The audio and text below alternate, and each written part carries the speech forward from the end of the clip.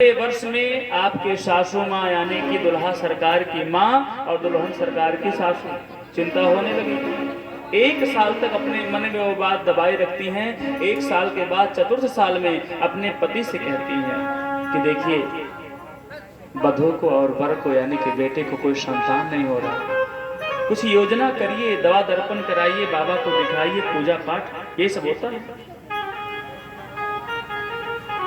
एक साल तक वो पति पत्नी जानते हैं इस बात को। अभी दुल्हा और दुल्हन को कोई चिंता नहीं है, अभी तो मौज मस्ती हौज मौज में हैं।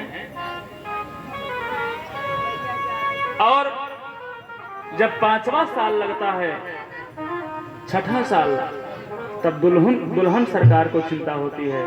दुल्हन क्या करती हैं, अब अपने पति से नहीं कहेंगी लेकिन कुछ वार्तालाप नोक झोंक में माता जी से, सासू से और ससुर से जरूर चलता रहेगा कि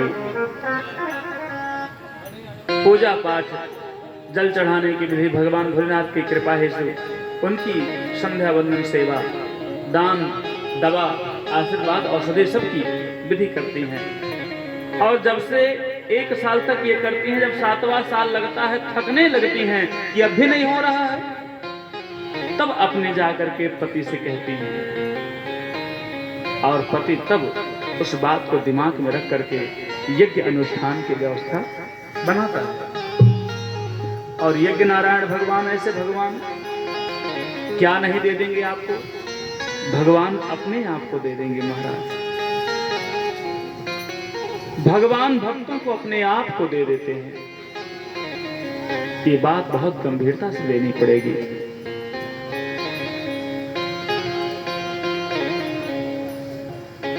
मनु और शतरूपा भगवान राम के आगमन के परिप्रेक्ष्य में जब दशरथ जी महाराज और मां कौशल्या के रूप में बनने से पहले मनु शतरूपा में उनके स्वरूप में तपस्या की थी नैमिषारण्य में।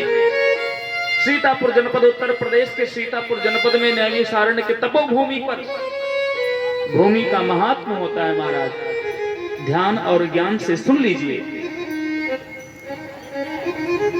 उत्तर प्रदेश में सीतापुर जनपद में नैमिषारण्य का जो क्षेत्र है, वहां पर लोग बड़े बड़े साधक अभी भी सतयुग में, त्रेता में, द्वापर में, कलयुग में भी, अभी भी, आगे भी करेंगे, वो तपस्या वहां पर करते हैं। इसलिए उस भूमि नैमिषारण्य का क्षेत्र का नाम क्या हो गया, तपोभूमि। बड़े बड़े सिद्धजन साधक जाकर के वहां तपस्या करते हैं। इस कलिकाल में भी अभी भी वहां पर वन है, जंगल है, साधना करने योग्य स्थान है। जैसे नैमिषारण्य की भूमि तपोभूमि है, वैसे वृंदावन की भूमि कौन सी भूमि है, प्रेम की भूमि है। राधा रानी, हमारे जितने बड़े भगवान सब हुए हैं, सभी भगवानों के परिप्रेक्ष्य में प्रेम को उद्गार देने के लिए, प्रेम के भाव को दरस परस कराने के लिए माँ राधा रानी और भगवान श्री कृष्ण से बढ़ करके कोई भगवान आज तक नहीं हुए। सभी भगवान का अलग अलग महत्व है, भगवान तो सब एक हैं, लेकिन उन्होंने भगवान कैसे एक हैं, लोगों के मन में बड़ा भिन्नता रहती है कि भगवान इतने हैं, किसकी पूजा करें, क्या करें।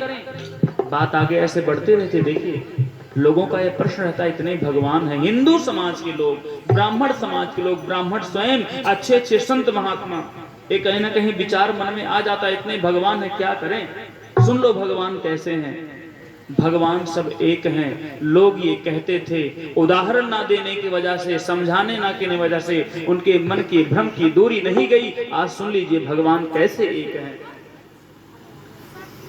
भगवान ऐसे एक हैं कि जैसे महिषासुर राक्षस का वध करने के लिए भगवान श्रीमन नारायण विष्णु भगवान ही मां दुर्गे के रूप में अवतार ले लेते हैं। माँ दुर्गे मैया कोई स्त्री नारी नहीं है, ये तो मैं साड़ी में देख लिया भगवान को तो भगवान नारी बन गए।